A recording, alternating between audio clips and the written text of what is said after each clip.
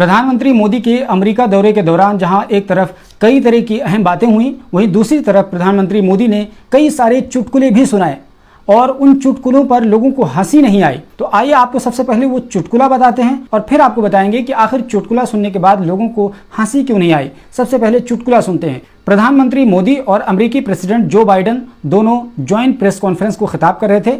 इसी press conference के दौरान एक व्हाइट हाउस को कवर करने वाली अमेरिकन पत्रकार सबरीना सिद्दीकी, उन्होंने प्रधानमंत्री से सवाल कर लिया और कहा कि कई सारे ह्यूमन राइट्स ग्रुप कहते हैं कि भारत में माइनॉरिटीज़ के साथ भेदभाव किया जाता है।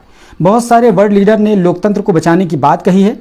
ऐसे में आप और आपकी सरकार क्या करेगी जिससे आपके देश में मुसलमानों और दूसरी माइनॉरिटीज़ के हितों की रक्षा की जा सके और बोलने की आज़ादी को बाकी रखा जा सके। ये एक सवाल था जो सबरीना सिद्दीकी नाम की एक पत्रकार ने प्रधानमंत्री मोदी से किया था। इसके जवाब में प्रधानमंत्री मोदी ने क्या कुछ कहा, आइए आपको बताते हैं। उन्होंने जवाब दिया और कहा कि मुझे आश्चर्य ये हो रहा है कि लोग कहते हैं नहीं, भारत डेमोक्रेसी है। और जैसा राष्ट्रपति बाइडेन ने कहा कि भारत और अमेरिका दोनों के डीएनए में लोकतंत्र है। लोकतंत्र हमारा स्पिरिट है, लोकतंत्र हमारी रगों में है। लोकतंत्र को हम जीते हैं और हमारे पूर्वजों ने उसको शब्दों में ढाला है संविधान के रूप में। और हमारी सरकार लोकतंत्र के मूलभूत मूल्यों को आधार लेकर बने हुए संविधान के आधार पर चलती है। और हमने सिद्ध किया है कि डेमोक्रेसी कैन डिलीवर। और जब मैं डिलीवर कहता हूं तब जात, पंथ, धर्म, लिंग, किसी भी भेदभाव को वहां जगह नहीं होती। और जब लोकतंत्र की बात करते हैं तब अगर ह्यूमन वैल्यूज नहीं है, ह्यूमैनिटी नहीं है, ह्यूमन राइट्स नहीं है, तो फिर वो डेमोक्रेसी ही नहीं है। और इसलिए जब हम डेमोक्रेसी कहते हैं, जब डेमोक्रेसी को स्वीकारते हैं और जब डेमोक्रेसी को लेकर जीते हैं, तब भेदभाव का कोई सवाल ही नहीं उठता है। इसलिए भारत सबका साथ, सबका विकास, सबका विश्वास और सबका प्रयास, इन मूलभूत सिद्धांतों को लेकर इसके लिए हम चलते हैं। भारत में सरकार के जो बेनिफिट्स हैं वो सबके लिए हैं, जो भी उसके हकदार हैं उन सबको मिलते हैं। और भारत के लोकतांत्रिक मूल्यों में कोई भेदभाव नहीं है, न धर्म के आधार पर, न जाति के आधार पर, न उम्र के आधार पर और न भूभाग के आधार पर। ये वो बात थी जो प्रधानमंत्री मोदी ने सबरीना सिद्दीकी के सवाल के जवाब में कही। अब आइए आपको बताते हैं कि प्रधानमंत्री मोदी के इस जवाब में आखिर कितनी सच्चाई है कि भारत में किसी भी आधार पर भेदभाव नहीं होता है। क्या भारत में भेदभाव नहीं होता है वाकई में? अगर नहीं होता है तो ये तमाम चीज़ें क्या हैं? जैसे कि मदरसों का भारत में सर्वे कराया जाता है लेकिन गुरुकुल्स का बिल्कुल नहीं कराया जाता है। नंबर 2, भारत में हिंदू महल्लों में ठेला लेकर फल और सब्जी तक बेचने की मुसलमानों को आज़ादी नहीं है, उनसे उनका आधार कार्ड मांगा जाता है। नंबर 3, भारत में मुस्लिम आरोपी को फौरन जेल भेज दिया जाता है और उसका घर बुलडोजर से गिरा दिया जाता है। नंबर 4, भारत में मुसलमान को कोरोना फैलाने वाला बता दिया जाता है और मीडिया उन्हें बदनाम करने के लिए पूरी ताकत झोंक देती है। नंबर 5, भारत में मुसलमानों को गौरक्षा के नाम पर जिंदा जला दिया जाता है। नंबर 6, भारत में लव जिहाद नाम का एक शगुफा चलता है, यानी अगर लड़का लड़की प्यार करते हैं और लड़का मुसलमान लड़की हिंदू है तो फौरन लव जिहाद हो जाता है, और अगर उसका उल्टा हुआ तो कोई बात नहीं है।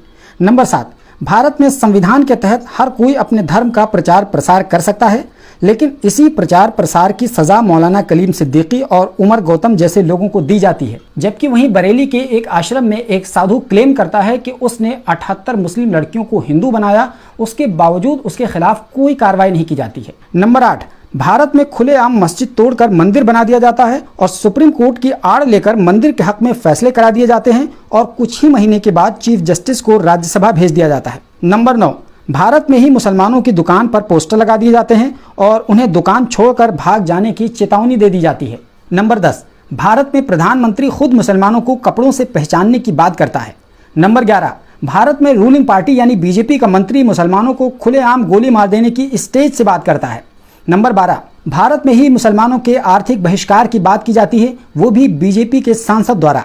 नंबर 13, भारत में सबका साथ सबका विकास की बात कहने वाली पार्टी मुसलमानों को टिकट तक नहीं देती है। नंबर 14, भारत में मुसलमानों के बच्चों के लिए स्कॉलरशिप की सुविधा को खत्म कर दिया जाता है। नंबर 15, भारत में शहरों का नाम बदला जा रहा है जिसका नाम उर्दू में हो या उससे मिलता जुलता हो। नंबर 16, भारत में जर्मनी जैसा सीए कानून पास कर दिया जाता है जैसा कि हिटलर ने न्यूरमबर्ग लॉज पास किया था। नंबर 17, भारत में मीडिया दिन रात मुसलमानों को बदनाम करने पर लगा हुआ है और सरकार के माथे पर शिकन तक नहीं आता है। नंबर 18, भारत में साधु संत मिलकर धर्म संसद करते हैं और मुसलमानों के खुलेआम नरसंहार की बात करते हैं। नंबर 19, भारत में सिलेबस के साथ छेड़छाड़ करके अल्लामा इकबाल के चैप्टर को हटा दिया जाता है और अंग्रेजों से माफ़ी मांगने वाले शख्स सावरकर को जगह दी जाती है। नंबर 20, भारत में मुसलमानों को मुल्ले, मदरसा छाप, पंचर पुत्र, हलाला की पैदाइश और न जाने कैसे कैसे शब्दों से याद किया जाता है। नंबर 21, भारत को हिंदू राष्ट्र बनाने की हर रोज बात कही जाती है। बाबाओं से लेकर आम आदमी तक हिंदू राष्ट्र बनाने की राग अलापने में लगा हुआ है, लेकिन उन पर कोई कार्रवाई नहीं की जाती है। जबकि पीएफआई पर इस शक के आधार पर बैन लगा दिया जाता है कि वो कथित तौर पर 2047 तक भारत को मुस्लिम राष्ट्र बनाने की बात कर रही थी। नंबर 22, भारत में मुसलमानों को सबसे घटिया साबित करने और उन्हें हर तरह से बदनाम करने के लिए फिल्म बनाई जाती है और उस पर पाबंदी लगाने के बजाय उसका सरकारी सतह पर प्रमोशन किया जाता है। यहाँ तक कि खुद प्रधानमंत्री उसका प्रमोशन करते हैं और भारत के कई सारे बीजेपी शासित राज्यों में इस फिल्म को टैक्स फ्री कर दिया जाता है ताकि ज़्यादा से ज़्यादा मुसलमानों के खिलाफ हिंदुओं के दिलों में नफरत फैल सके और उनका वोट बैंक सिक्योर हो सके। दरअसल ये है इंडिया की तस्वीर और ये है नरेंद्र मोदी का वो लतीफ़ा और जोक और चुटकुला जो उन्होंने प्रेसिडेंट जो बाइडेन के साथ मिलकर के प्रेस कॉन्फ्रेंस के दौरान कहा था और जिस पर किसी को हंसी नहीं आई थी। ये तो मैंने कुछ ऐसे पॉइंट्स गिनाए हैं जिसको सब जानते हैं और इनमें से शायद ही कोई ऐसा पॉइंट्स हो जिसको कोई डिनाई कर सके, कोई इनकार कर सके। मैं अगर गिनाना चाहूँ तो कई सारे पॉइंट्स और इसके अलावा गिना सकता हूँ जिसको आप सब जानते हैं और आप सुनते सुनते थक गए होंगे। लेकिन मैं इतना कहना चाहता हूं कि प्रधानमंत्री नरेंद्र मोदी ने अमेरिका जाकर कितना सफाई के साथ झूठ बोला है और कितनी चतुराई के साथ उन्होंने लोकतांत्रिक मूल्यों की बात कही है और बहुत ही घनघोर और घनिष्ठ हिंदी में जिस तरीके से अपनी बात रखी है वो किसी बड़े और घिनौने मजाक से कम नहीं था। यही कारण है कि लोगों को उनके इस चुटकुले पर हंसी नहीं आई। मैंने आपको शुरू में कहा था कि आखिर उनके चुटकुले पर हंसी क्यों नहीं आई, क्योंकि चुटकुले पर हंसी तब आती है जब मन हल्का होता है, लेकिन उनकी इस झूठ भरी बातों को सुन करके मन गहरा हो गया। जाहिर सी बात है गहरे मन के साथ किसी को हंसी नहीं आती है, हमेशा हल्के मन के साथ हंसी आती है।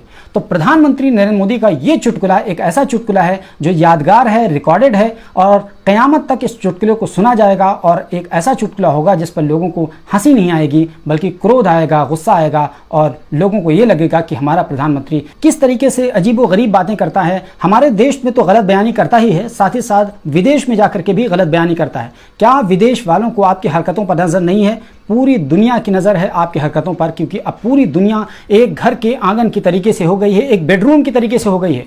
पूरी दुनिया सिमट करके आ गई है। अब हमारे और आपके मसाइल अलग अलग नहीं रह गए हैं। अब पूरी दुनिया में कहीं भी कुछ भी होता है तो सेकंडों में सबको पता चल जाता है। इसलिए आप ये बात झूठ बोल करके आप ये छुपा नहीं सकते हैं कि भारत में क्या कुछ चल रहा है। वो और सी बात है कि प्रेसिडेंट जो बाइडेन इन तमाम चीज़ों को समझने के बावजूद आपको इग्नोर कर दें, आपको नज़रअंदाज करके।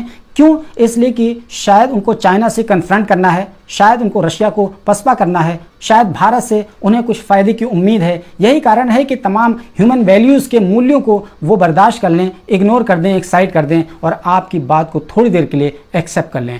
बहरहाल इन तमाम विषयों पर आपको क्या कुछ कहना है हमें कमेंट बॉक्स में ज़रूर बताइए और हमारी इन बातों से आप कितना सहमत हैं प्लीज़ कमेंट बॉक्स में ज़रूर लिखिए। हमारे चैनल पर पहली मरतबा आए हैं तो ज़रूर सब्सक्राइब कर लीजिए। बगल में घंटी का निशान बना होगा, उसको दबाकर ऑल पे सेट कर लीजिए ताकि जैसे ही वीडियो अपलोड हो फ़ौरन इसकी जानकारी आपको मिल जाए।